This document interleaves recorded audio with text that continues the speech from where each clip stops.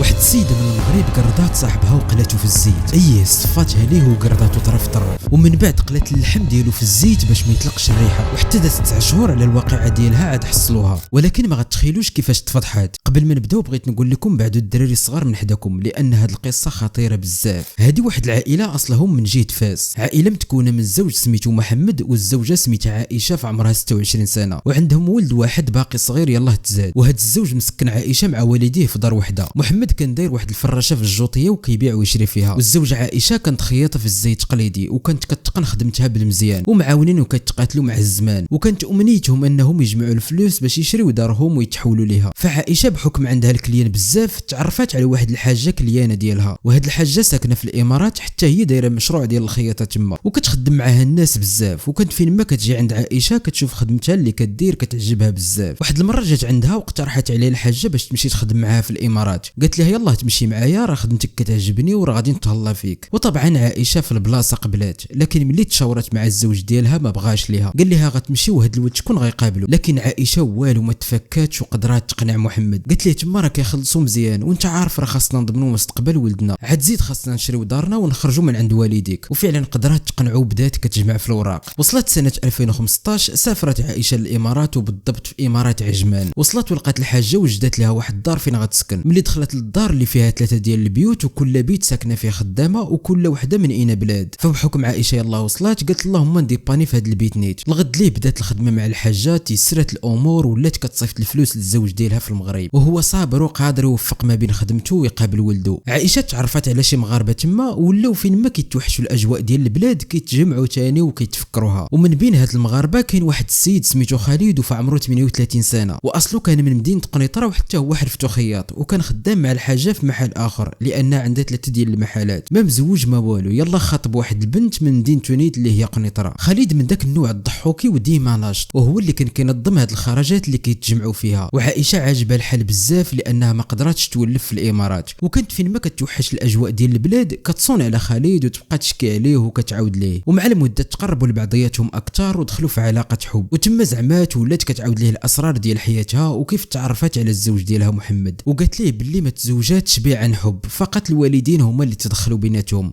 وغير كانت صابره حيت ساكنه مع والديه وصافي. وهو هادشي نيت اللي كان باغي ولقى فرصه دابا. قال لها تلقي منه وتهناي، وانا غنتزوج بيك ونتكلف بيك انت وولدك. وهي فعلا بدات كدور لها الفكره ديال الطلاق في راسها. واحد النهار وصل العيد الميلاد ديال خالد وعرض عليها باش تجي عنده للدار ويحتفلوا مجموعين هما والاصدقاء ديالهم. فعلا قبلات ومشات عنده للدار، وكتفاجئ باللي كاين غير بوحده، وماشي كيف قال لها باللي كاين هو والاصدقاء ديالو. دخلات وجلسات واحتفلوا بعيد الميلاد، وفي الاخير وقعت بيناتهم علاقه غير شرعيه. دوزوا ديك الليله والغد ليه مشاو لخدمتهم عادي بحال ما وقع والو. دازت ايام عائشه بدات كتفكر تخرج وتكري شي دار بوحدها وتخرج من هذاك البيت. وهنا خالد كيقلب معها باش تلقى شي دار، وفعلا لقاوها وتحولت ليها، ولقاو راحتهم ولاو فين ما كيخرجوا من الخدمه كيدوزوا للدار ديالها وكيقصروا تما. هنا خالد كيعاود يجبد معاها الموضوع باش تطلق من راجلها، وهي كتقول ليه راه بيناتهم ولد ما يمكنش تطلق منه على قبله. لكن شويه عائشه بدات كتقتنع بالفكره، وما بقاتش مسوقه للزوج ديالها كيف الاول. في الاول كانت ديما كتسول فيه، حتى هو حس بها باللي تبدلات عليه، وملي كيسولها كتقول له غير الخدمه كثيره وصافي. عائشه بدات كتبغي حتى هي، وقالت ليه راني غنطلق منه وغنتزوج بك انت. وقالت ليه راه قريب نهبط للبلاد ونبدا في الاجراءات. وهو كان عاجبو الحال، واصلا كيشوفها كجسد فقط، ما كاين لا زواج لا والو. واحد النهار تجمعوا تاني في الدار ديال عائشه كيف العاده، وهو مشى ناض للطواليت وخلى التليفون فوق الطابله، وهو يجيه ميساج في التليفون. عائشه جاها الفضول، هزت التليفون وقرات هذاك الميساج، وعرفات باللي الميساج صيفطاتو ليه شي بنت من قنيطره. ملي قراتو تصدمات لانها عرفات بيناتهم علاقه وكيوجدوا العرس. عائشه ما بغات تقول ليه والو، قالت ليه باللي ما عندهاش الصولد، وطلبت منه التليفون ديالو، ودارت راسها كتصوني على الام ديالها، ودخلت جهه الرسائل وعادت تاكدات باللي فعلا بيناتهم علاقه، وهو كان مخبيه عليها، وباللي بقى ليه غير شي شهر ويهبط للمغرب باش يديروا العرس. هنا عائشه حست بالشمته وقالت مع راسها كيفاش انا كنت كنثق فيه ونسمح في راجلي اللي ما شفت منه غير الخير. وتفكرت جميع اللحظات اللي دوزاتهم مع خالد ودوك الوعود الكاذبه اللي كان كيوعدها بها، فقررت انها تاخذ حقها بيديها بواحد الشكل اللي ما غتخيلوهش نهائيا. ولكن قبل ما نكملوا القصه ديالنا بغيت ناخذ من وقتكم 3 ديال الثواني. بغيت نشكر اي واحد كيكتب لي تعليق زوين وكيشجعني باش نكمل، ونشكركم كذلك على الانتقادات البناء ديالكم والنصائح ديالكم، لانه كيعجبني الحال ملي شي واحد فيكم كينصحني، مثلا ما نزربش في طريقه السرد او نقاد الاضاءه واي حاجه اخرى. الاهم اني محتاج النصائح ديالكم، كنستافد وكنزيد نطور في المحتوى. ما تخيلوش شحال كنفرح لانه عندي متابعين بحالكم، فشكرا لكم كاملين. يلا نكملوا القصه ديالنا. فعائشه باش تاخذ حقها بيديها وجدات كل شيء وخلاته حتى قرب يهبط للمغرب، وبالضبط ملي بقات ليه شي يومين باش يهبط، وخدا الاذن من عند الحجاب اللي غيسافر، وعرضت عليه عائشه على العشاء قبل ما يسافر، وهي دارت ما في راسها والو، وتعشاو عادي وبقاو مقصرين تاني كيف العاده. خالد بقى كيتفرج في التلفازه وعائشه مشات للكوزينه وخدت واحد الموس كبير وجاتو من اللور وبدات كتخشيه فيه، ضرباتو في ظهره وفي عنقه وعطاتو شي 8 ديال الطعنات. ملي عرفاتو انه صافي مشى عند الله هزات هذاك الموس وبدات كتقرضو طراف طراف. ملي سالتو في التقراد مشات للكوزينه ودارت واحد المقله كبيره فوق البوطه وعمراتها بالزيت وخلاتها حتى سخنات مزيان، وبدات كتهز هذوك الطروفه وكتقليهم في الزيت واحد بواحد بحال الفريت، واللي قلاتو كتخليه حتى كيبرد وكتلحو في بلاستيكات. وملي سالات هزاتهم ودارتهم في الفريغو، دارت ليه هكا باش ما يطلقش الريحه ويفضحها، حيت هي نيتها تخليه غير في الفريغو، ولكن راه الروح عزيزه عند الله. ملي سالات سيقات الدنيا ومشات نعسات عادي، والغد ليه مشات لخدمتها عادي، وقالت مع راسها باللي ما غيعاقبها حتى واحد، لانهم هما في خبرهم ان خالد سافر للمغرب. بقات هاد القضيه هكا غامضه شي 9 شهور تقريبا. دازت المده اللي دار خالد مع الحاجه باش يرجع، ولكن مازال ما رجع. كتصون عليه وكتلقى التليفون ديالو طافي، كتقول يقدر ما بقاش باغي يخدم وصافي. وعائشه اللي فيها ما مهنيها، فيما كتدخل الدار اول حاجه كديرها كتدخل تطلع على هذاك الفريغو، حيت مرضات ولا فيها الوسواس، وكانت فين ما كتبغي تنعس ما كتقدرش بسبب تانيب الضمير. باش نسى هذا الشيء ويخفف عليها هذا العذاب اللي كتعيش، السيده تبلات بالشراب ولات مبليه ديال بصح. وسمعوا مزيان دابا كيفاش غتفضح راسها براسها. واحد النهار عرضت على صاحبتها للدار باش تجلس معاها شويه، وعائشه جالسه كتشرب حتى سكرت مزيان وبدات كتسرسب وكتعاود لصاحبتها شنو دارت. في الاول صاحبتها ما تيقاتهاش، لكن ملي طلعت على الفريغو كتلقى فعلا دوك الاجزاء ديال الجسم ديال خالد مقرضه ومخشيه في البلاستيكات. هنا صاحبتها ما قدرتش دير حتى شي حاجه حيت خافت منها، وهي دير السبه وقالت لي راه عندي واحد الغرض وخاصني ضروري نقضيه، وخرجت في حالها. ملي خرجت جرات نيشان عند البوليس وعاودت لهم شنو كاين، وجاو البوليس عندها للدار ولقاو عليها القبض، وبالدلائل اللي لقاو عليها اعترفت لهم بكل شيء وحكموا عليها بالمؤبد وباقا دابا في الحبس في الامارات. شوفوا معايا السيده كانت نيتها تمشي غير تخدم وتعاون راجلها على الزمان باش يجمعوا الفلوس ويشريو شي دار ديالهم، حتى صدقات تبعاتها الطريق العوجه والطريق اللي ما عمرها كتخرج. الا وصلتي حتى لهنا قول لي العبره اللي خديتي من هذه القصه ديال اليوم، وما تنساش تفعل مع القصه وتبارطاجيها مع اصحابك. الله يعاونكم.